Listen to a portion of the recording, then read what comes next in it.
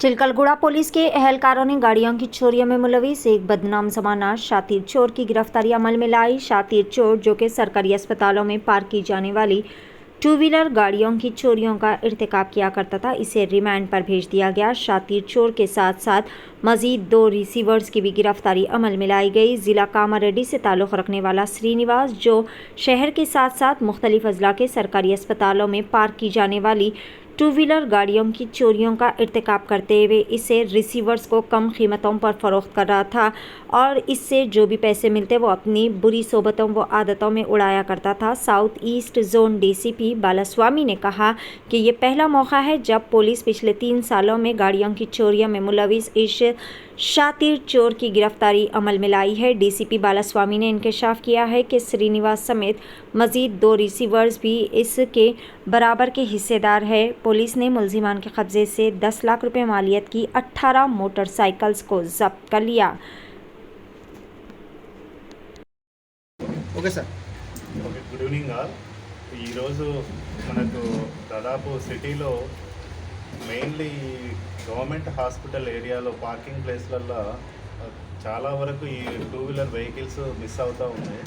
So ఇందులో భాగంగా ఒక అక్యూజ్ని పట్టుకోవడం జరిగింది. Mainly south zone east zone police Chilakalguda police detective inspector mister Ramesh Babu ఆధ్వర్యంలో ఒక అక్యూజ్డ్ కె శ్రీనివాసు, ఇతను నేటివ్ ఆఫ్ పరిగి, బట్ ప్రజెంట్గా కామారెడ్డిలో ఉంటున్నాడు.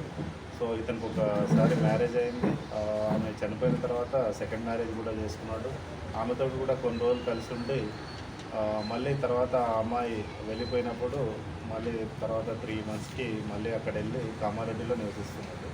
బట్ ఇతని మోటివ్ ఏంటి అంటే డైరెక్ట్ ఎప్పుడైతే అవసరం ఉంటుందో మనీ అవసరం ఉన్నప్పుడల్లా ఈ గవర్నమెంట్ హాస్పిటల్స్కు మనకు చాలా ప్లేసెస్ నుంచి పబ్లిక్ వస్తూ ఉంటారు.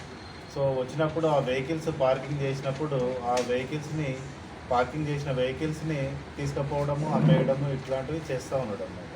సో ఇతన్ని పట్టుకున్న తర్వాత 3 రిసీవర్స్ని, వీళ్ళు కూడా అంటే లేబరర్స్, బట్ వాళ్ళ అవసరాల కోసం కొనుక్కున్నారు.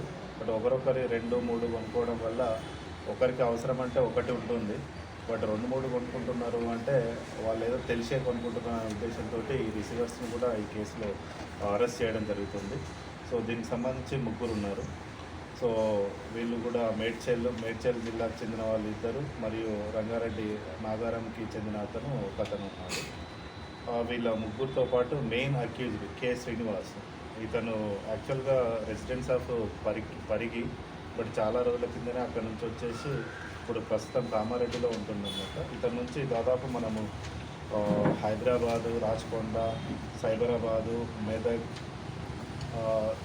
లో రిపోర్ట్ అయినటువంటి 18 కేసులలో కూడా 18 మోటార్ వెహికల్స్ అంటే టూ వీలర్ వెహికల్స్ రికవరీ చేయడం జరిగింది.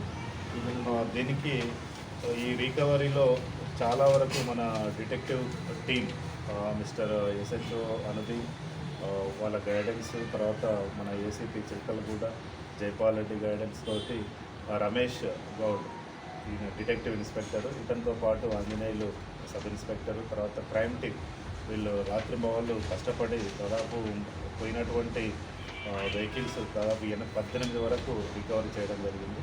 వీటిని అన్నిటికి కూడా కేసులు రిపోర్ట్ అయినాయి. అవన్నీ కూడా రిజిస్టర్ చేసి ఈరోజు అరెస్ట్ చేస్తూ ఉన్నాము. సో దీనివల్ల మనకు ఈ గవర్నమెంట్ హాస్పిటల్లో కొన్ని సీసీటీవీలో వచ్చినటువంటి ఈ ఫుటేజ్ మాత్రమే, ఒక ఉస్మానియాలో వచ్చినటువంటి ఫుటేజ్, ఇతను దాదాపు 3 years నుంచి చేస్తూ ఉన్నాడు, బట్ ఎక్కడ కూడా అరెస్ట్ కాలేదు. ఇది ఫస్ట్ టైం ఇతను అరెస్ట్ కావడం.